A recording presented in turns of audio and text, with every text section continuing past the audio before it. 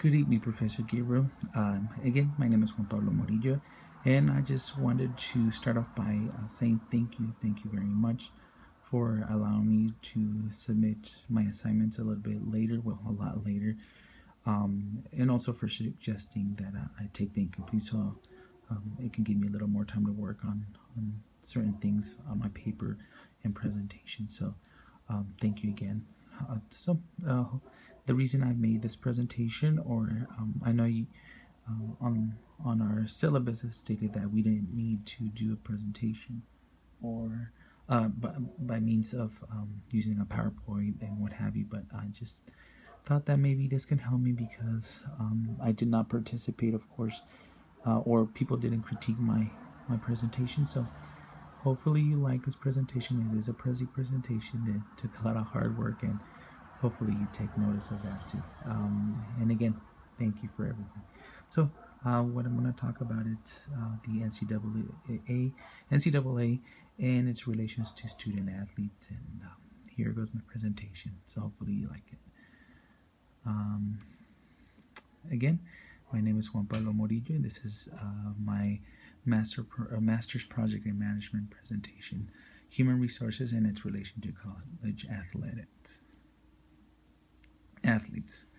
So I would be talking a little bit of the background. My section 2 would be talking about a little bit about the NCAA and student athletes. Section 3 summary, and section 4 would be a small video and a short video and my conclusion. So I actually wanted to start off with my research.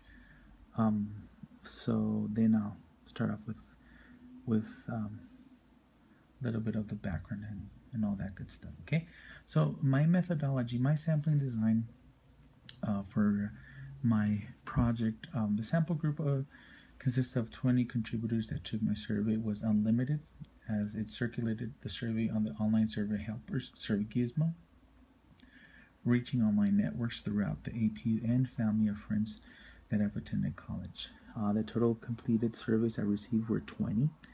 The survey was dispersed in the subsequent processing using only online convenience selection. I sent the survey to my APU graduate program administrator. She shared my survey with students at APU. I asked my family and friends that have gone to college as well, and emailed them the survey to participate and share the link with others that went to college. The survey were casually dispersed online and shared exponentially over 1 week to determine participants' observation on student athletes and regular students. They rated the association of student athletes with getting compensated or not based on communication, other students' impressions on the subject, and faculty support. I did not pay or reward anyone who answered the questionnaire for helping me with this online survey. Everybody was really nice, especially my family and friends. My research design. My survey was fashioned for an online questionnaire setup, with data being gathered immediately and logged following the analysis of its completion. The survey had a total of 15 questions, 3 constructs with 5 questions per section, and 5 demographic queries. The survey inquiries were planned in conjunction to 3 constructs.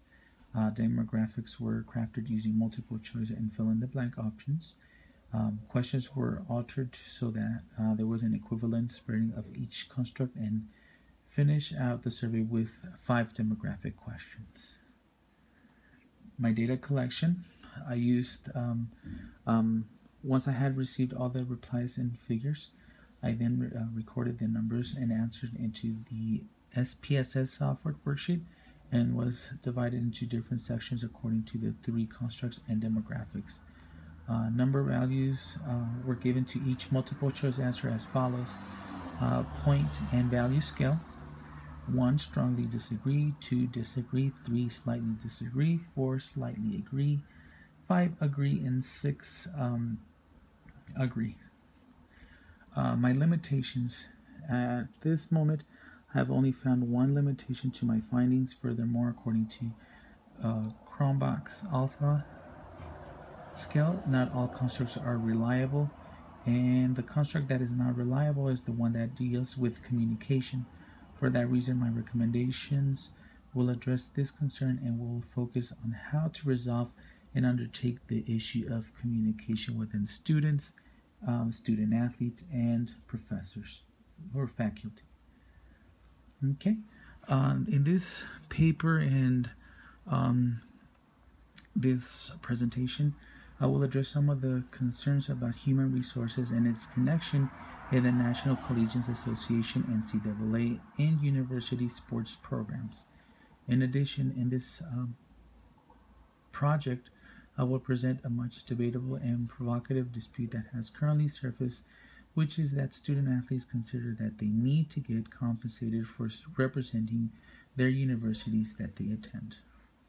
Moreover, the NCAA has produced millions of dollars in revenues, and the individuals who are responsible for that are the student athletes who are primarily participants in the university's high-profit sports.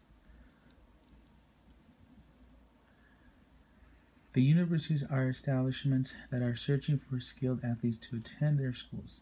This creates athletic departments that produce great amounts of profit for their schools.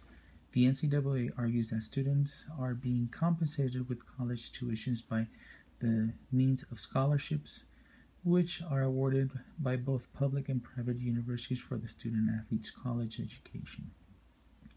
Now, that the student athletes are fighting for is the right to get a share of the profit the NCAA gains each and every year in benefits. Not only do student athletes attend classes full-time, but also they must put in many hours to their particular sport and are subjected to many injuries. These issues makes it problematic for the NCAA, the universities, and the students. There have been many individuals that have tried to take on the NCAA and the university, but no one has been successful.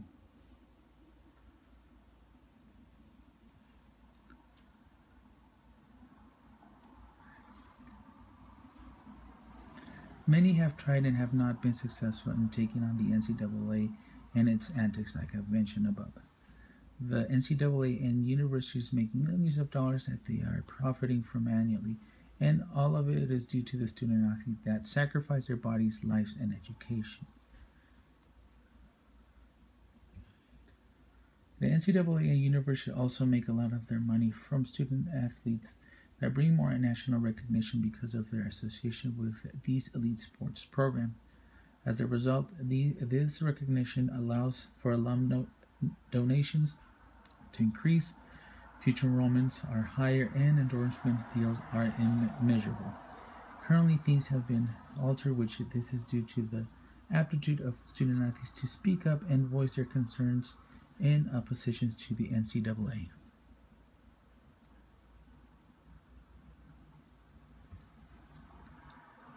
For the past 60 years or so, the NCAA has had complete control of their student athletes. The NCAA has regulated everything their student athletes do, from the classes or majors they take or their everyday schedules. Some athletes are in danger of being kicked out, not because of their academics, but for their levels of performance in their chosen sport.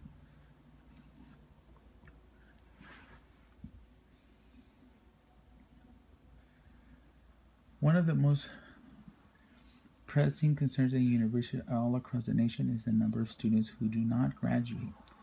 If our regular students are having a tough time trying to graduate, we can only imagine how complicated it must be for student athletes. Student athletes put in many hours of their day to their sport and often are left with no energy to complete assignments or make it to their scheduled classes. The dilemma for the student athletes is not just trying to get compensated for their hard work, but learning how to manage their time efficiently. These are some of the many issues that student athletes have to deal with other than getting paid for their services.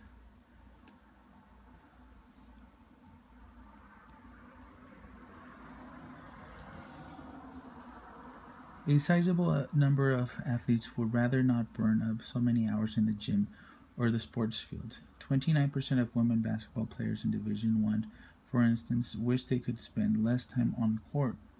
More than a quarter of women athletes in all other divisions one sports also expressed the desire to cut their athlete hours. So pretty much bottom line is, if you really want your children, your relatives to win a scholarship, athletic scholarship maybe, they can rethink their thoughts and maybe go for something else, because it can be very, very, very difficult. So just it's just something to think about, because of all these issues that they have. Okay, a university student sport is a business that is projected to bring about $60 billion a year. It is a great deal of money that student athletes want to be part of, but have not been permitted to benefit from their fruit and labor for more than or over 60 years. The NCAA believes schools will, with big-time football and men's basketball teams, have operate under different business model that generates revenues for sports that do bring business for much profit to the school. Is this a fair argument that NCAA that can present to court? As noted, fairness is an issue student athletes have had to deal with for far too long. To have a student that has been a system that has been created as a modern day plantation to benefit only the industry and not the masses, which this student should be considered a crime and illegal.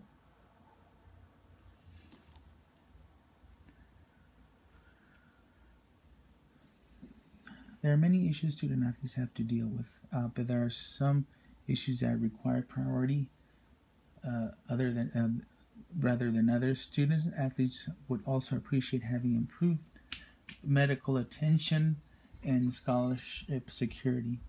The NCAA has created an organization that only benefits them at the expense of the student athletes. It is a system that's creating an uproar all throughout this nation's universities, and great majority of students have had enough.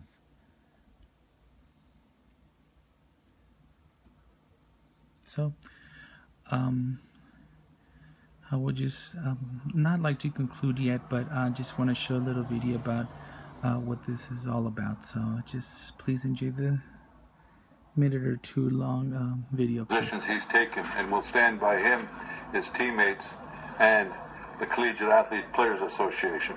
These athletes generate billions of dollars per year that pay coaches and athletic administrators multi-million-dollar salaries. Yet NCAA scholarship limits leave players with about $3,000 to $5,000 per year in out-of-pocket expenses. And what's most disturbing is the unwillingness of the NCAA to take measures to minimize brain trauma in contact sports.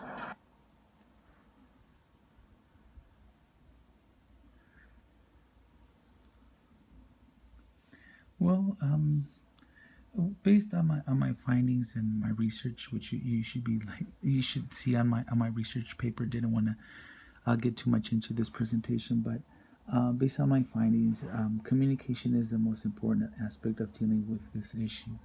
A lot of people don't know much about the subject, and there are many reasons certain students, athletes need additional help, and probably sometimes people don't know what's going on. Assuming that student athletes are getting preferential treatment because they play sport is something that is also damaging to any school. Professors are not to blame, but they do play a big role on the situation, and they must address their issue openly with their students. As for paying students and unionizing them, that is something that my research can answer, but cannot answer. But what my research is maybe helping is just maybe giving us a little bit of light on the subject. And it looks like a lot of people that answer my surveys and all that, those questions that I came up with, is a lot of communication. We need to communicate in order for us to understand what's going on, not just assume that students are getting preferential treatment and this professor likes this person, this professor doesn't like this person. So hopefully